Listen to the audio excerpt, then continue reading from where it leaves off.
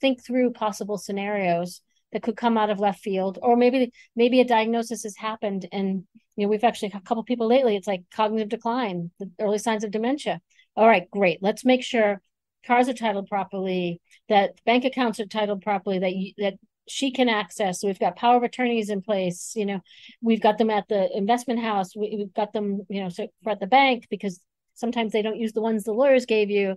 So there's all these different things. And when you can do this in advance and be willing to talk about it, everybody's in a better space. But I think so often we just close down on difficult news, and it freezes us. So sometimes some people don't do anything, which just compounds the issue.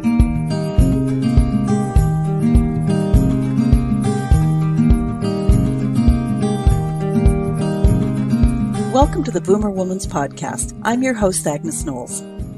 Boomer women. Are we wise women? Are we mavens? Are we crones? Hell yeah. And we're also still curious, fun-loving, interesting, the list goes on. This podcast is for you. My guests are folk who have a message for our demographic. And if you want to hear a specific message, let me know and I'll find the guests. This podcast is also a conversation. We women know its value, we know how to do it, and we must perpetuate the art form. I try and let my guests have the greater say, and usually we fit in a good laugh or two. Listen in now to today's guest.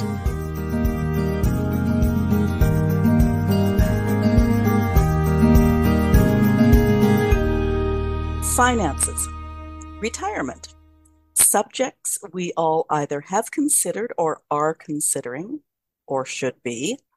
I've had conversations with a number of financial advisors over the last few years. They all have slightly different thoughts, and I've hoped that at least one would resonate. My guest today has a similar background with financial planning, and she has a few other pieces of the puzzle she brings to the table. She focuses on widows and life planning, other than just the financial. Paula Harris, welcome to the Boomer Woman's Podcast. Thank you so much, Agnes, for having me today. Yeah, and I'm looking forward to this. Almost every time I talk to a guest about finances, I ask the question about the repercussions of the family finance caretaker predeceasing the financially unaware spouse. Aha. How did you come to make widows your focus? Interesting how you phrased that. You didn't sign an agenda to who was the financial caretaker, because that's interesting. It's interesting. I find no matter how accomplished women are, they still often defer the money decisions to husbands, to spouses. So it's just kind of interesting. But two ways they've come to it. One, my grandmother, Mary, she was widowed all the life that I knew her. She was widowed when I was about a year and a half, at the age of 50. So I watched this woman navigate the world on her own, and how she gave back into her community by becoming very active in her local senior center, and how she still lived a full life. So that was, a great role model that taught me a lot about widowhood. And then early on in our practice, we had a wonderful client. I actually went to school with one of her sons, and my husband, who went to school somewhere else in another town, he went to school with one of her other sons. She had I think 8 children. And Mrs. Sullivan was just this wonderful woman, and, navigating life on her own. She needed assistance. She accepted assistance, and she built this incredible trust with us. And it was such a privilege to help her navigate those years, and then get her family set as well through the planning we did with her. It was just really a very rewarding person to help. And then from there, it sort of just started to ripple to finding more single women, widowed women that really appreciated the advice that we would give, and be that thinking partner with them. I do agree with you that usually it is the wife who will often defer the financial decisions. But I'm also becoming more and more aware of younger people who are, like even younger boomers, who know the woman has taken care of all the money and figured out where things go and stuff like that. So Yeah. I'm careful to be gender neutral. Yeah. But I will say more often than not, women do control the checkbook. They may not control the investments, but they control the checkbook. Oh, okay. Okay. So maybe that's where, yeah, got that part. Interesting. So where do you start with, say, a newly widowed, but financially unaware, as in where are the investments? Where is, the retirement funds? Where are the retirement funds? So you start with a newly widowed, financially unaware spouse. I mean, they have so much on their minds and on their hearts. It must be a Yeah. difficult conversation to get into. It is because you're playing sort of part therapist, like grief counselor at the time, and you have to be very careful because you do know that there are very important things that need to be taken care of, but you need to do that in a way that has a lot of empathy and compassion, and you can't push her too fast, and you sometimes have to slow her down.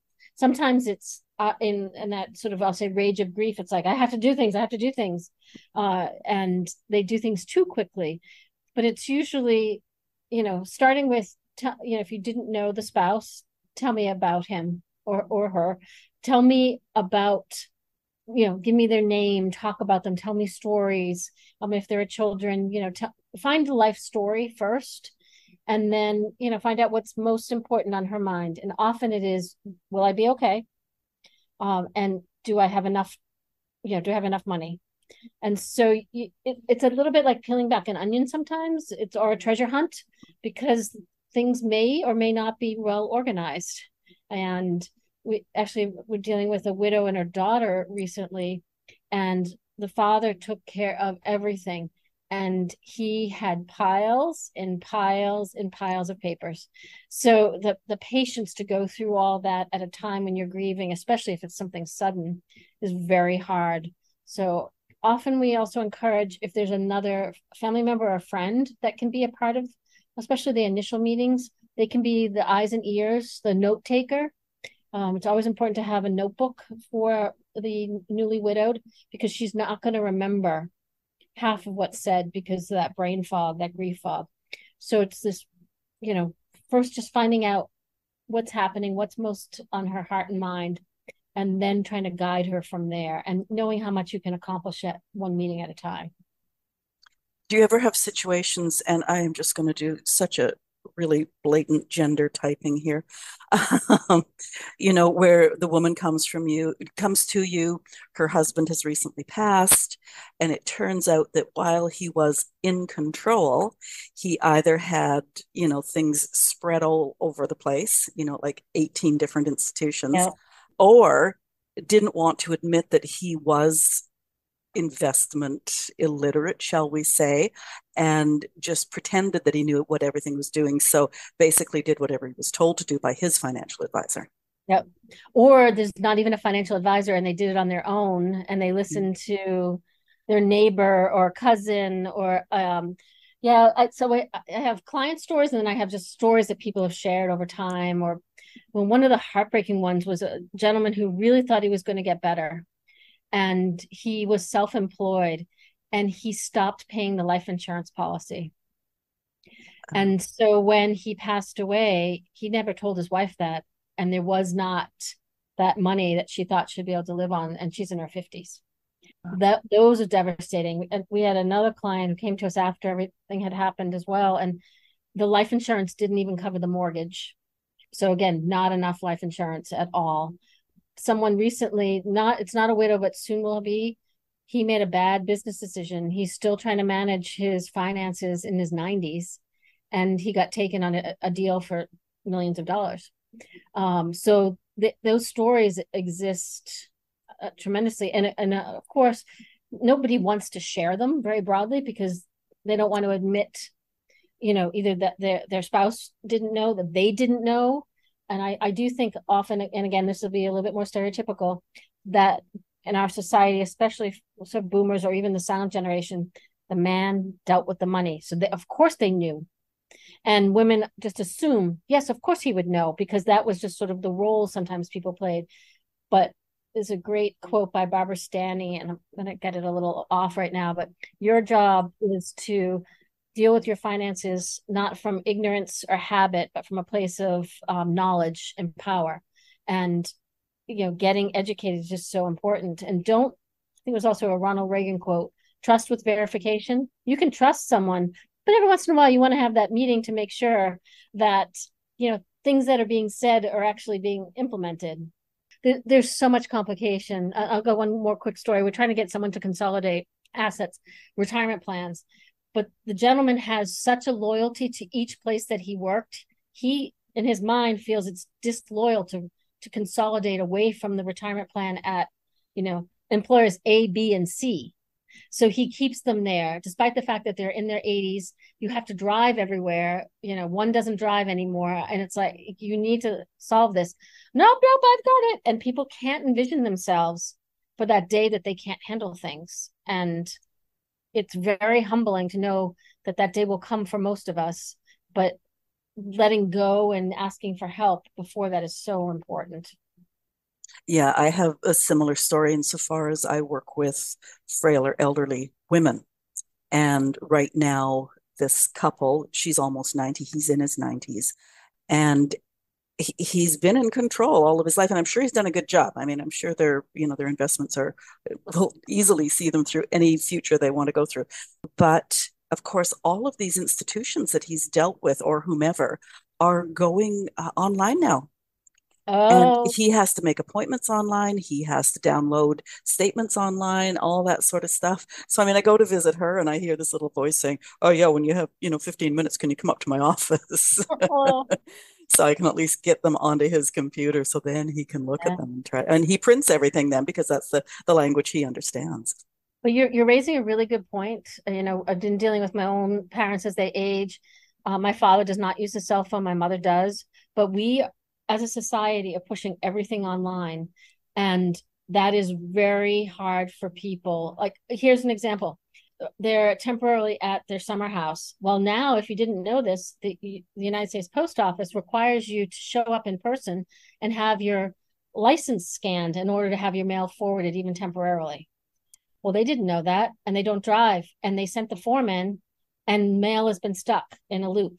And not having necessarily the wherewithal to say, like, call and figure this out, and nor does someone tell them. Every verification code comes to your cell phone. It is really handicapping a large segment of our population, this constant need to put everyone online. And then I think we're going to have a backlash with younger people. People are opting not to be so much online. People don't want to be married to their cell phone. So, but that's where we're being forced to go for like everything. The other thing I see too with that older generation, the silent generation, is, even if they're online and they're mastering a whole bunch of that stuff, their Yep. password is their birth date Okay. for Yep. everything, absolutely everything. And I'm going like, no. I know. But I've gotten into things like LastPass, which helps. Oh, I love LastPass. But that is a real challenge trying to have some unique passwords. I let them generate them for me. Yeah. Well, LastPass is easy. But if you're that 90-year-old Oh, and you're yeah. trying to on your own, like, oh yeah. Oh, dear. Okay. Now, I saw on your website something called Curveball Life Planning. I mean, I think we've covered some of those curveballs already, but can you be more specific? Sure. So much of what I'm really passionate about doing is empowering people before a situation happens. And so curveball come in our lives all the time in all shapes and forms. Personal stories. My husband's brother died suddenly a year ago, and then his parents died.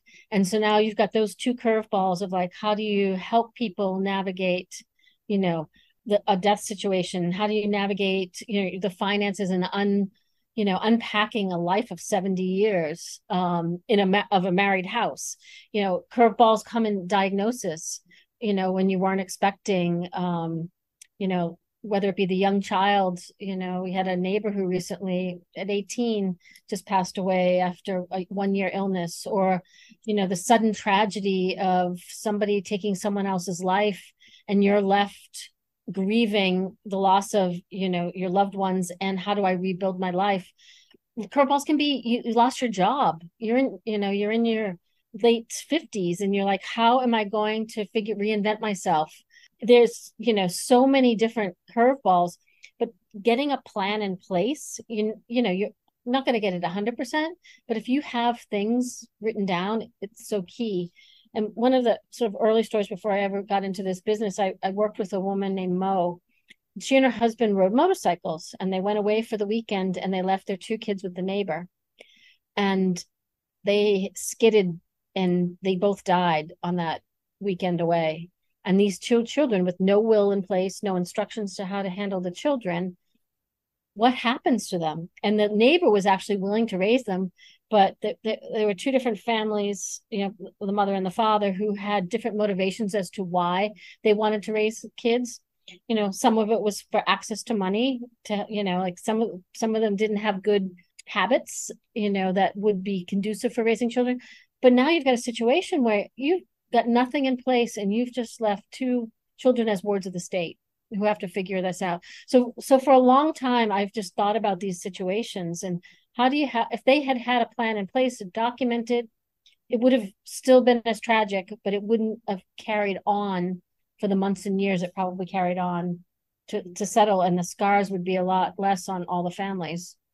So we really try to help people think through possible scenarios that could come out of left field, or maybe a diagnosis has happened, and we've actually a couple people lately, it's like cognitive decline, the early signs of dementia. All right, great, let's make sure cars are titled properly, that bank accounts are titled properly, that she can access. So we've got power of attorneys in place. We've got them at the investment house. We've got them, so for at the bank, because sometimes they don't use the ones the lawyers gave you. So there's all these different things. And when you can do this in advance and be willing to talk about it, everybody's in a better space. But I think so often we just close down on difficult news, and it freezes us. So sometimes some people don't do anything, which just compounds the issue. Yeah, I'm always amazed at people who with children who don't have some sort of a will in place. I was hardly probably 6 months pregnant, and my former husband and I, we had somebody in, and we had like all of that taken care of, just because it was just so scary that some stranger or foster family would raise their children. Yeah, those out of left field things, curveballs. Yep. Yet people just don't understand. And of course, the other part of the whole memory loss is you reach a certain point with dementia that once you have a diagnosis, you are not legally allowed to sign papers, or at least it's not legally recognized in many places. I don't know. Certainly, I'm in Canada, so I mean, certainly up here, it's like that. Yeah. So, okay, wills, that sort of thing. What sort of documents, what other important documents do you think people should always have done and on hand? Like, you got to tell somebody where they are. Well, in the United States, trusts are also very important. So wills and trusts. And so basically a will is a letter to the probate court, which will be all public, that can be put in the newspaper to let everyone know what you have and what, how to contact. I actually had a call with a widow yesterday who said that because my husband died without any documentation, my name was all over the paper, and I got phone calls. We'll help you sell your house. We'll help you do this. So trusts, at least in the United States, help keep things private. And so that's a big deal for a lot of people. So a will is part of that whole process, including your healthcare proxy, power of attorney. So those documents are really important. Also having, knowing where, if you are married, your marriage certificate, military discharge papers, death certificates are important if one person's died, or you've had a child that's died, to access things like Social Security. You want to make sure you have birth certificates. Sometimes baptismal records are important too in that whole process. You want to make sure someone who's been in the military in the United States, I'm not going to get the right name of the form. I'm learning this because my dad's a veteran. It's your discharge paper, and it's called like a DD-24. And if you talk to the Veterans Administration, they always talk about that. And it's like, what? You have to translate this. I'm not a military person. What does this mean? So sometimes you have to learn whole new languages and systems in order to figure these things out. So ideally, your life insurance, you want to make sure it's paid up. You want to make sure that the beneficiaries are correct. Sometimes I heard a story one time, this was about a retirement plan, and a young man started his job and he named his brother, but he had a sister as well. But the sister at the time was a minor. Fast forward 10 years, he dies in his 30s, the brother's, early 30s, and this is just now in the 20s. He never updated it. She didn't get any of the money, and she thinks he didn't love her. but it was just never looked at again, and she was a minor, and you don't name minors for situations like inheriting money because it would have to go into trust.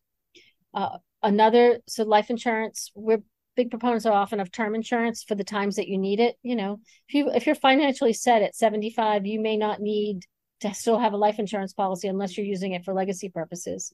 So kind of checking in at different stages of life, saying, why do I have this? Long-term care is becoming a bigger and bigger, I guess we'll say, need potentially for people, because the cost of getting out of this world can be more expensive than maybe what you spent the most of your life, which if you're helping elderly people, you're probably seeing some of that.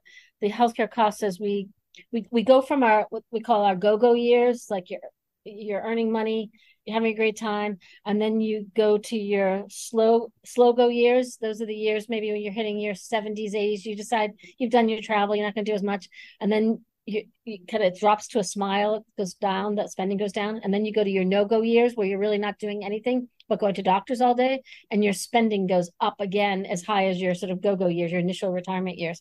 So having enough money to cover your care, whether you want care in your house, if you want to go to a facility, how do you manage all that?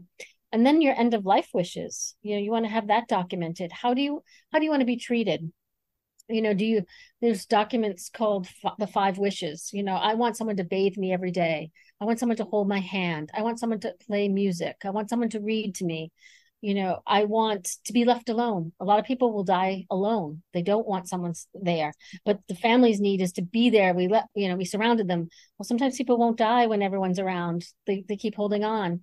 So, and then what happens to my remains? Do I want a church service? Do I want a celebration of life? Do I want a traditional burial casket, my full body? I want to be cremated. I want to be scattered in the ocean. All of these types of wishes are very, very hard for people to figure out if they don't know them. And one of the other, sort of, as our society changes a lot, I think the boomers still have more of a tie to religion and formal practices, but their children don't, their grandchildren don't. So if it was important for you to have a church service and you never told anyone, your children may not do that. They may not know how to pick out the readings or the music. So if you can pick those things out in advance, if that's important to you, you want to do that, because they may not know. And unfortunately, in our society, sometimes people just want to do things efficiently, and there isn't as much thought put into things. So that was a long list of things. Well, I know the 2 things that I have too are critical illness, because you just never know. And I was fortunate enough to get in early days. So I don't pay a lot. And when I turn 75, if I haven't claimed, I get all my premiums back. So that works well for me. As I say, early days. And they don't work that way in the United States. So that's very good. Oh, okay. Yep. And then the other thing was, and this was maybe my bad over my growth years, is my life insurance got to a stage where when it was renewing, it was ridiculously expensive because I was over 60 or something. Yep. So my financial advisor found a plan that basically gave me enough to cover off any interest on, or like any taxes rather, on any investments, so that when the kids are sorting stuff out, at least that part is taken care of. Which is great. Yeah. So your needs are different. Your needs are, covering those final estate taxes. And, sometimes people also want to prepay funerals. So some people will do that. I don't know if that's as popular in Canada. I think it is amongst a certain generation. Yeah. I'm not even sure amongst mine. So. Yep. Yeah, it might be the silent generation. Because oftentimes it's a family plot. I just went through that with a friend. Just added to the family plot. Yeah. So. And a big problem for a lot of places, there's no space left to bury people in a lot of these cemeteries. Yeah. We have one that's local, and I'm in Victoria, which has a lot of people who are generations back. And so this one cemetery it's packed. And apparently because the woman that I'm acquainted with, who is buried there with her parents and her grandparents, there was 3 extra plots that I guess her grandfather had bought. And she's the end of the line. She didn't have any children. So now that both her and her husband are in the ground, or well, before obviously this happened, but she had Yep. sold off those other three plots for a premium because it's such Oh a yeah. desirable place to spend your final time. Yeah, absolutely. Actually, when my in-laws passed away, they had already bought their plot. They lived across from the cemetery, so having a good spot was key, and it was on the hill with the chapel. But they also had already had their headstone engraved with their at least their names and the Just not born the dates. well the beginning dates, not the end dates. Yeah. But that was a huge gift to the family, Yeah. not having to think about any of that. Oh my goodness, that was such a gift. Yeah. So you mean the fact that I've told my kids to take that one really small life insurance policy, just put it Yep. on the bar and have a good time? Yeah. Um, I got to write that in somewhere. Yeah, that's a wonderful thing, so that they can have that celebration, like the traditional Irish wake, as they would say. There you go. And I don't have drop of Irish blood in me. But you can at that point. That's okay. Oh dear. Okay, so you talk about the gift of preparedness. Is that sort of what we've been talking about? Yes, yes, and again, especially if things are important to you. We have friends in the funeral business, and the funerals are for the living. Mhm. Sometimes people will over dictate things, but they are for the living. So what brings the living comfort? Because you will be gone. And just having, and having those conversations. I also gift preparedness too also is around your values and what was important in your life that you want to carry on, maybe generational stories, the genealogy. You know, I actually read an interesting story of a family that the two families got together and had this farm here where I live in Plymouth, Massachusetts. And one family came from New York City. It was a summer house, and the other family was where they raised their 8 children. But this land has now been given to a conservation group, and it's preserved. And so it's really important for this family to pass that down to their children and their children's children, so they understand the sacredness of this land and what it meant, and how many families that are related to them have land around this pond. I mean, like, those things are like, if you don't put them in writing or tell the stories, they're lost. And that, I think that's really important information to pass along as well. I interviewed someone recently who talked about someone they knew who was taking all the, I know, I think it was clearing out stuff because you end up with like boxes and boxes of photographs, right? Yes. And so nothing was digital, even in my earlier years. So anyways, what she was doing is she was taking all the beautiful photographs that she really, really liked of her children, and she's creating a book for her children where the photograph will be there, and she'll write out the memory that she has of that moment. Oh, And I that's so thought, sweet. what a gift, because then the children have most of the important photographs and can probably just easily dispose of boxes of them just Yeah, because they have the stories that are really important. absolutely. That's really special. I like that. Yeah, yeah. That might be a good segue. You call yourself a dream architect. Yes. So, you know, money is a tool, Mhm. and it's an important tool, but just the accumulation of money doesn't lead to happiness or fulfilled life. So our job, I feel, is partly to tease out of people what's most important. So one of the things when we first meet with someone, we have the 3 year question. If we're sitting here, it's 3 years into the future, what do you want to see happen that you feel like you're making progress, and that you'd be glad that you hired us? And that tells you a ton of information. Short-term goals. Often you can sort of get the long-term goals in there as well, and sort of what's important. And then we ask, what's getting in the way of moving forward? And that helps uncover lots of things, sort of, what needs to be taken care of. Often that's where you find out there is no will, there's no trust in place. Then we talk about, what's going right. So you want to reinforce, because sometimes coming to a financial planner advisor can be a very bearing of the soul. And you can feel a little naked. And so some people come with more baggage than others around that. And so some people won't come at all because they don't want to admit they haven't done some things. So we want to reinforce there's often lots of things going well. So let's reinforce those. And then what are the opportunities you want to take advantage of? And that can be the bucket list dream of, this trip or this generational cruise, and you want to bring all these people together, whatever it is sort of starts to come out. I want to leave a big pool of money so that that family house can stay in the family, so that it doesn't get divided and, sent out because nobody could afford it. And it's just amazing. So then we try to craft, their plan and their investments to return what they need. Most everybody wants a good return. And I think we're hardwired to be like, especially I think people who are very competitive, I want the best return possible. But sometimes you could take on more risk to get that incredible return. But you just remember what happened in the last year or two and how it didn't go so well. Well, you usually go down way worse in those years. So helping people realize, like, yeah, you have enough of a base. You don't have to swing so big for the fences. Like, we can do this a nice, slow and steady, get you a good return that way. Unfortunately, we had someone come to us a couple of years ago, and a curveball happened. He got an illness, and he died, I believe, in 40 days from the illness. Wow. And they had a trust drawn up, but they never signed it. And had 4 homes, lost all 4 homes, owed an incredible amount of money to the IRS.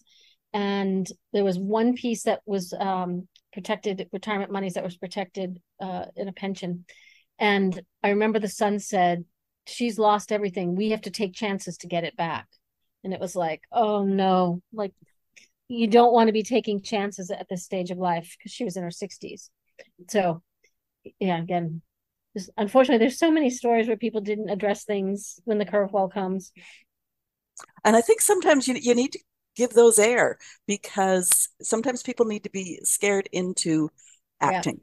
Yeah. It's like, oh crap, okay, that yeah, I probably know somebody like that, so I better get going in case it would ever happen to me. Well, I will say I'm done with COVID, but I still bring it up often just because that was a scary time for people. That's a motivator. That's don't let a crisis go to waste. This is where you have to, like, there was pain, and like, you got to motivate people to say, okay, yeah, something could happen like this. Like, whoever thought we'd be shut down for years, and you guys were shut down even more. So again, you have to share those types of stories so that you do motivate people. And often a friend to friend story, family to family story is more impactful than coming from the professional. Yeah. Yeah. Now, you talked about how your clients come in and they basically have to bare their soul. One thing that always seems to get emphasized, and maybe this is a good time to do it, is to find that financial advisor, planner, that person Yep. that you can talk to, that you feel comfortable with, that trust is obviously a huge thing, but because of the fact that you need to be honest, then find the person that you can be honest with, because too often, and I know women that are guilty of this, they go to whoever the bank has in the next office, and even though they're not comfortable, that's who they end up with. Well, you don't have to end up with anybody. You choose who you get. Absolutely. You have choice. And I think that's sort of the Barbara Stanny, like, don't go out of ignorance or habit. Like, oh, it's just easy because I come to this bank, so I just went there. You want to have someone that you're very comfortable speaking with, who listens to you and speaks it in plain English that you understand. There's so many women that will come out and say, I didn't understand what they told me. And I'm like, that's not right. You should never deal with, there's times when you might not understand, you ask for clarification. And you should then, sometimes it may take 1 or 2 times to get the style to figure out, okay, oh yeah, I get it now.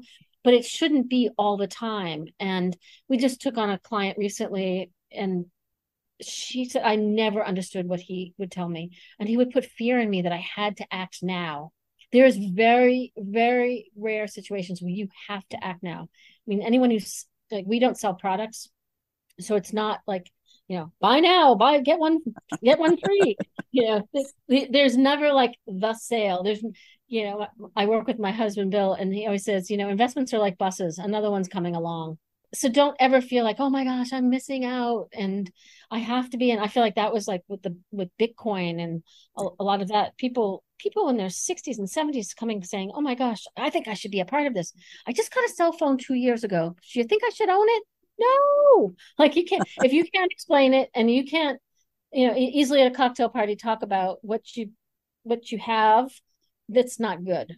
And I will say I had a very eye-opening experience. So soon after I became an advisor, and I was serving on a board, and I was on the investment committee, and the advisor came in, and he was so dismissive to women. And it was very much kind of the like pat you on the head, like, dear, you don't need to understand it. I've got it under control. And you should never, ever feel like, no, you don't need to know that. You should have any question you have answered. And that you can repeat back and explain what it is that was told to you. Yeah, and I will admit that, it's like physics or advanced algebra for me Yep. is, when my financial advisor would start talking, I literally would glaze over. I could feel myself glazing over. Yep. And she's fabulous. I Yep. think every year when we talk now, she probably allows twice as much time just to make sure that I'm following along, you Yeah. know. So And I always tell people, especially women, the most basic thing is you want to spend less than you have. If you bring in $100 a month, you want to only spend 80. You want to be saving. So like, don't overcomplicate this. And that money that you save behind, you want to invest it to make it grow faster. Whether that, I don't think the bank is, things grow fast enough these days. Money markets are starting to pick up, CDs are starting to pick up, but you have to take on a little risk, or else inflation will eat you alive, and you don't want that. But it doesn't have to be complex. It just does not. well, and I mean, speaking of inflation, what have we just gone through this last year? Yeah, Like with interest rates going up and all sorts of stuff, like it's just, and prices, groceries are ridiculous. it is. Yeah. And some people are fortunate they don't have to make any changes, but a lot of people most people have had to make changes. And you say, okay, well, maybe we don't have meat 4 times a week. There was already a craze for meatless Mondays. Great time to get on that bandwagon. Yeah. But finding ways to save money without hurting yourself, you don't want to be the person sitting in their ski parker in the house because you're afraid to turn the heat on. But it's okay to put a couple of sweaters on sometimes and not put the heat at 75. You should be able. People usually freak out when I tell them, like, at night I keep the house at 60 and the day 64, and I'm like, well, unfortunately we've had such humidity here, it's not able to do that because I don't have air conditioning, nor would I pay for that chilliness. But yeah, people have been hurting. It's Yeah. People, it's been really real.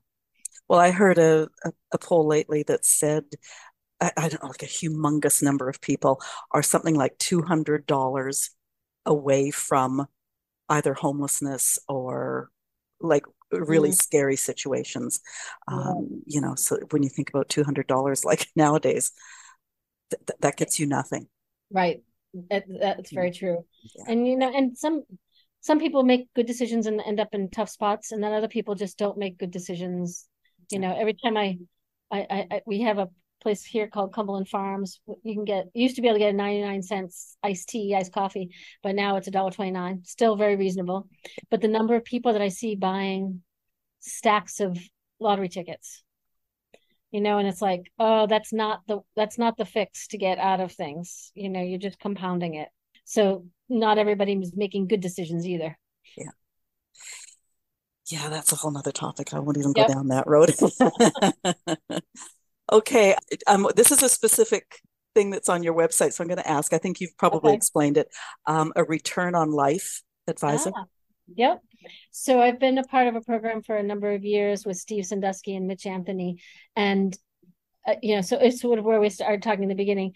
Money is a tool, and we want to make sure people get a return on their life, get a good return on their money, but it's really money is a tool to help you live the best life you can. And whether that means you want to take lots of trips, you want to, support the local cat shelter, you want to leave a big, legacy to your children.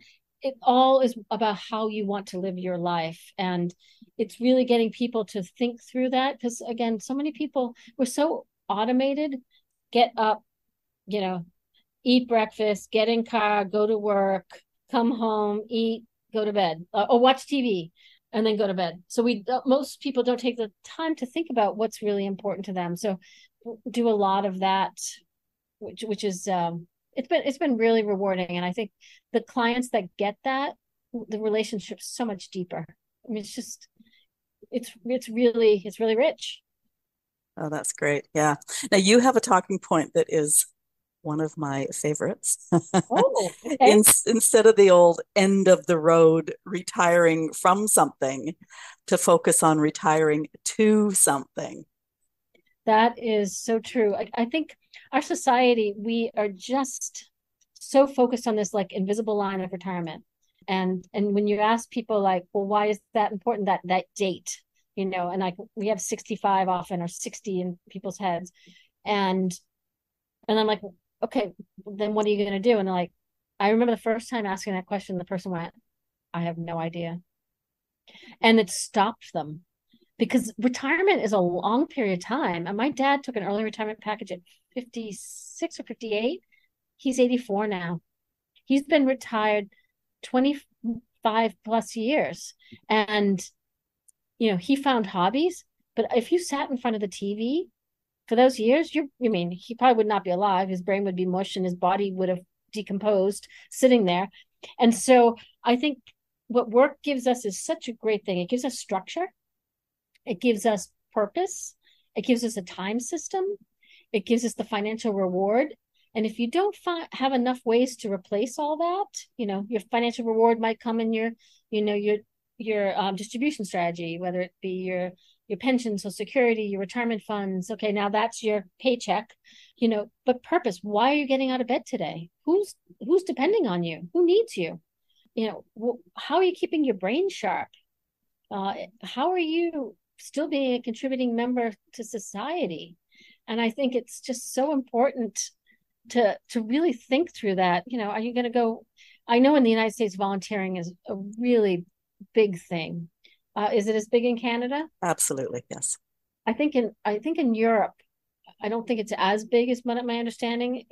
Those are often jobs, so you're somebody's job rather than you just go volunteer. But that purpose is just everything. And we actually a client recently passed away. I mean, after he retired, he went and worked at a homeless shelter. He would even go out in his 60s at night to bring people in to the homeless shelter. And then after that, he did a couple of years of working with youth groups to teach job skills. He did that for like another 6 years. Like, that's awesome. And he died in his 90s. He had so much purpose. And even then, he was in a barbershop quartet, and he had been playing tennis till like the year before. I mean, awesome stuff, because he always had a greater purpose.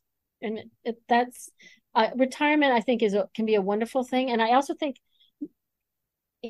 people, I think it doesn't have to be such a 4-letter word. Maybe you did something because it just paid really well, but now you can do something for the heart. I know you've interviewed people that sort of that second act, we talk about second act retirement. Go do something that just you enjoy. We had lunch with someone yesterday. He had been a newspaper editor, and now he's helping people like write copy and do social media, and he loves it. And he wrote 2 books when he first retired, and just because he loved doing it, and so he's having a ball. Well, and I find too, a lot of, especially the women I talk to, they haven't really gone in and found out for sure what their pensions would look like. And uh, suddenly they give up the 9 to 5, which that's all I call retirement, giving up that 9 to 5. You may still be working, but you're choosing more.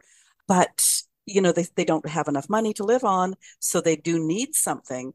But that's where you take that just a little bit of time and you go like, okay, what do I want to retire to? That it yeah. will replace part of the income. You probably don't need as much as you had, but let's make it, financially viable, but also more fun, more interesting, more along the lines of something you want to do, or that you have the skills to morph into, pivot into something else. Yeah, and it's a great time to try something you maybe hadn't, like it's a skill you want to develop, but you've got good organizational skills, but you will then want to take it and you want to do PR, or you want to do grant writing, but you've never done it, but you can learn it. It's like it's just awesome. And now with internet learning, you can learn anything from like your home. So the world is your oyster at every age. Yeah. Yeah. I heard a story yesterday. It was an older gentleman who just had no purpose in life anymore. He was really advanced in age and wasn't feeling productive and just was ready to give up. But then his neighbor was having a situation and he said, "Oh, I could pray for you." And then all of a sudden his purpose became praying for other people. And that's all it took. Uh, And then he sought out situations where he could pray for people. And I was like, wow. Like again, we all just need that purpose. And it doesn't have to be big, even though I think prayer is big, but it doesn't have to change the world, just change a person's world. yeah. Yeah. And once again, in this day and age, especially in North America, I mean, it's only North America I can talk to. I'm sure it's almost global. There is always somebody or something to pray about. Oh, So absolutely. I'm sure he has a Absolutely. full-time job. Yeah, exactly. Exactly. It's true, especially, yeah, if you just get curious about other people, their stories come out Yeah, and everybody needs prayers. yeah, yeah. I was going to ask how you prepare clients for retirement, but I think you've gone through that, like all the different forms and documents that you have in place. Yep. Make sure that everybody understands that financial picture.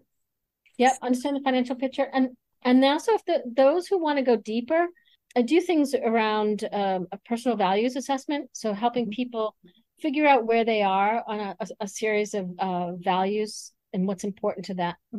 And then I also do, have you heard of the Wheel of Life? Yeah. Yep. So we do the Wheel of Life exercise where you take eight, the one I use has 8 areas of life, and you rate your scale of satisfaction from 1 to 10, one being, the least satisfied to 10. And it's work, it's relationships, it's, personal development, it's faith, it's exercise. And, where do you want to spend more time?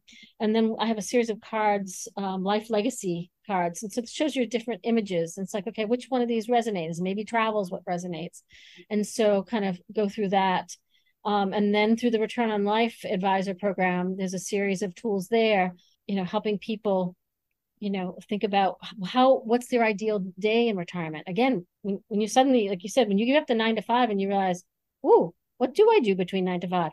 And if you've had a traditional sort of relationship where one spouse stayed at home, like there's a lady who now works at the beach near us, checking the cars going on and off the beach, and she goes, I had to go to work because my husband works from home, and when I'm there, the dog barks the entire time, and I spend my whole day trying to keep the dog quiet. And I realize if I'm not here, the dog isn't loud, and so he can do his work calls easy. And now I'm out with people, like so much happier. It's like so now she figured out how to fill her day since she retired. So just a bunch of different checklists and tools to go through on all that. Some clients want to go through it, some don't want to go through as much. I mean, some are so engaged already, but it's pretty eye-opening for people. I had to smile when you talked about the dog because mine is sitting right behind me and she's old and she is snoring so loudly. Oh, I don't know if anybody can hear it in the I can audience, hear but it. Oh, that's funny. so yeah, it's That, almost distracting. So, oh my gosh, that is really cute. oh dear. Okay, you talk about positive mindset. That can be difficult for a newly widowed person. True. Yes, and I have such a positive mindset that I have to sometimes I have to control it. And sometimes my mother will have a blue day and she'll be like, I just can't talk to you today because she doesn't want to hear anything another point of view. So sometimes it's hard. I mean, I've met widows who are still stuck 10 years later. Like, he was such a great guy. Why am I living and he's not? And they just can't get through it. And I have to also, for me, I have to realize like I have to bless and release. You can't change people, but if you can give them some forms of hope, I think a lot of people will find a lot of good things that they can focus on. So I've been helping out with the Modern Widows Club. It's a club in the United States, and I believe in Canada as well. We have some chapters. There are some chapters, and I have been doing some writing of articles for them on their website. Agree. the widowhood is a transformation time, and it's also a time you can stay stuck in what you don't have anymore, but you can also focus on what you do have. What are the blessings you have? And I was having conversations with a couple of women. I no longer have to share the remote control. Okay, yeah, yes, you would rather have your spouse back, but kind of nice not having to do that. I can read in bed, as long as I want. I have my house back, someone said to me. He was a hoarder, and I don't have the piles and all of this, and I get to decorate it the way I want. And you start to say, okay, what are these ways that I can do? Or like, I have new friends. I never liked the friends we had. And so now I have these different friends, or I'm able to pursue all these interests that I didn't get to pursue before. So I'm really big on quotes, and I've now published 2 journals for on grief. The first one is called Rise Up, a Widow's Journal, and it's geared for widows, and it's 10 chapters of quotes, 20 quotes per chapter, because I find quotes to be so inspiring. They just help lift you, and I organize them sort of for the time frame of widowhood. You find yourself suddenly single, you find yourself in grief, and you're wondering, when does this end? And then you start to areas of like wisdom. Wisdom starts to come to you, and then how do you love again? I do have a chapter on money, because I think money for everyone, death and money kind of have different issues, but then it sort of ends up with quotes and writing prompts around moving forward on your own, and then living again. Like we are all meant to have our own rich experience. Even if our life partner is no longer with us, you still are here, and you still get to live and enjoy. And it's your choice whether how you do that, or if you do or don't do that. I think too, just you're not forgetting them. You're not demeaning their memory by getting on with your own life, your own way. So. And some people will jump into another relationship, and that still doesn't mean, it doesn't dishonor the one you were in. It doesn't mean you love that person any less. But as human beings, we're really geared to be coupled. I mean, even animals, birds couple, mammals couple. It's okay to be in community. And have people around you. You don't have to be alone, and carry it as a martyr. Surrounding yourself with love is just so important. And what, some people will say their chosen family rather than their birth family. Again, find out who that is that makes your heart sing, and be around them. And it could be just a group of other widows. It could be, school children that surround yourself with love. Yeah. And be open to, well, the curveball. You just never know who's going to come into your life that it isn't necessarily another life partner, but is just going to enrich your life in some way and give you a focus and be part of your chosen family. And, people just say, sometimes I just want someone to go to the theater with, or go to dinner with, or just, watch a movie on Saturday night. Again, everybody's looking for something different, but there's a lot of companionship is okay too. Yeah. Yeah. There was just something on the news yesterday about how over COVID, we quit talking to strangers, but how even doing that, like, hi, how are you doing? Or, getting on the elevator and just talking to someone for a minute or two, how even those little tiny moments enrich our life, and how we need to get back to it now that we're getting back out into the world. I say hi to everyone when I walk in the morning. Hi, I wave at cars, and it was really hard at COVID because people literally did turn away and cross the street. And I was like, I'm not stopping. Like, I cannot not acknowledge that you're here. And, so I think and I live in New England, where we're often like, don't look at strangers. I stand out from that perspective, but I think it is so important. And actually, a friend's son wrote a book on talking to strangers, and the magic that happens when you talk to strangers. And I think we need to get back to that. Yeah. And I find here too, you've heard of, is it 6 degrees of separation or 7 degrees of separation? I always joke that in this town it's 2 degrees. So the minute you engage, you're going to find some connection somehow. It's fun, and it's amazing. Well, you obviously enjoy people. That's right. That's why I'm talking to you. Our audience is mostly mid-aged women. Is there anything I haven't asked that we haven't discussed that you want them to think about or consider as they prepare for their next chapter? I think start preparing sooner versus later, because there's so many excuses as to, tomorrow. Had a meal recently with someone who's like, I need to collaborate with my husband in all this, and I said, no, he's not going to do it. He's giving you the power to just go do it. So take that power and go. I've been trying to get her to open her own individual retirement account and or investment retirement account, and she has not done it. She's like, I want his permission. You need to start exploring early on. And another thing, so it's not just retirement, but that middle-aged woman is also, we call it the mommy pink slip.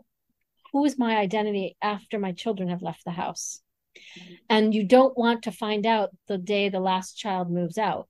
You want to start exploring things, habits, I mean, not habits, interests, hobbies, before before your pink slip has been delivered to you as a mommy, or as your job ends because you're going to retirement, or if the curveball comes. You want to have a sense of what's going on, and having that once or twice a year, like, let's just sit down.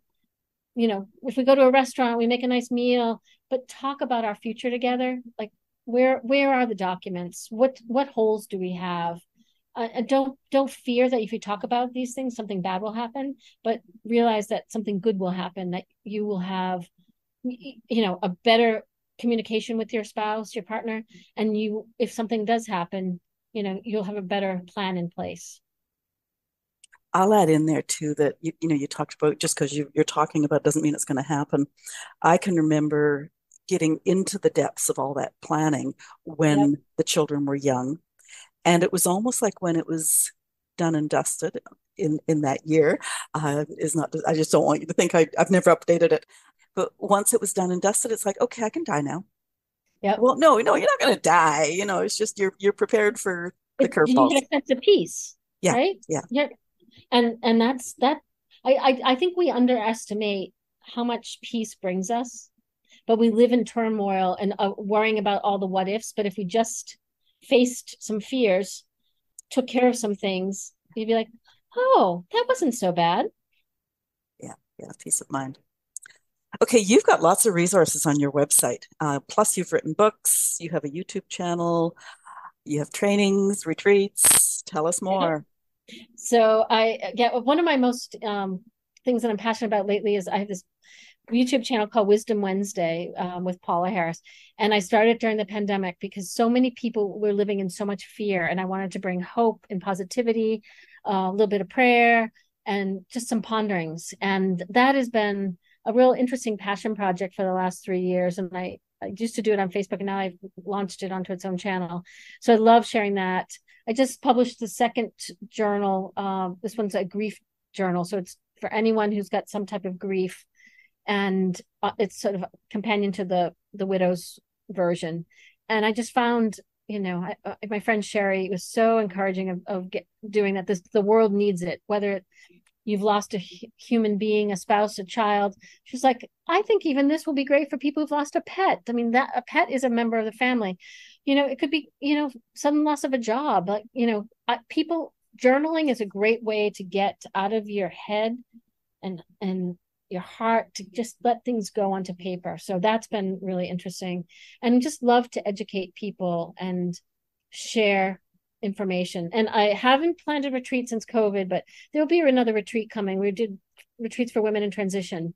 So those transition, whether it be retirement, divorce, widow, but where you just need to pause and reflect on who you are, have a little bit of time.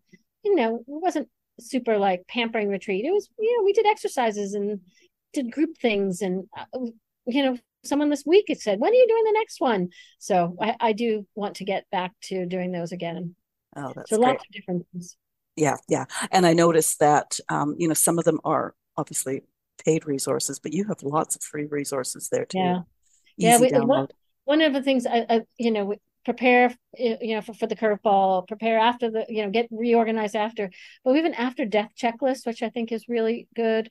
Because there's so many little things you don't realize you have to do after someone's died. And it's a great sort of touch point to see if you're on track. And then how to support widows, at the holidays. That's a big one. Whether you're supporting yourself or you need to support a friend. Saying the right things are such a big deal.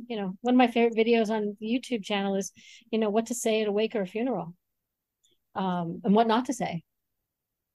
I'm so sorry is not what you say, because you're not more sorry than the person who had the loss. So my condolences is usually much better. My sympathies. Really quick interjection here. This elderly woman that I know had passed, and she was adamant that there'd be nothing graveside. But the nieces and nephews said we have to do something because she wouldn't let us do anything for our uncle. So we did meet there. And of course, does anybody want to say anything? And everybody's sort of staring at the ground. Nobody wants to make eye contact with anybody else. And finally, an elderly gentleman who had known her for quite some time stepped forward and he said, my buddy and I here, we've known her for years, and, this and this and this and this much we know is true. And he had just that edge of humor to it. And he stopped, and nobody was going to say anything. And I didn't know her nearly as well, but I did step forward and I said, I can verify that everything that he's just said is true, because she would glow when these two men came to visit. And she would say to me, I love talking to them because when we were working together, we all hated the same people. And everybody graveside started laughing. And I thought, well, I didn't intend for all the laughter, but at least it lightened up everything. So, and I bet a comment or two was shared after that. Well, people said, oh, sounds like her. Yep. Yeah. So yeah. Okay. So where do we find you on the World Wide Web? Sure. Through the business at whcornerstone.com. YouTube channel is Paula, YouTube, / Paula Harris 1. And then I'm on social media. You can find me sort of out there, usually under Paula Sullivan Harris, or pretty findable. Okay. Yeah. I did spot all the links on your website. Yeah. So your website link is always in the show notes, and all the links are on your page at the website. And I usually encourage people to go to the website. Listeners, if you have thoughts on today's show, please talk to us. Leave comments where you're listening, or if you're listening at the Boomer Woman's podcast at boomwithabang.com, scroll to the bottom of the page and talk to us there. Leave stars and reviews where you can. They help us grow. And share this episode. None of us are getting any younger, and everyone, married and single, should have a good idea of what's going on with their finances. You probably don't know which of your friends is living in silent fear of the unknown. They'll appreciate you for sharing, even if they never tell you. Paula Harris, thank you for being my guest today and sharing your story and your wisdom with us. My pleasure, Agnes, and you are doing a wonderful service for women in this world. Oh, thank you. Have a great rest of the week. Thank you, you too.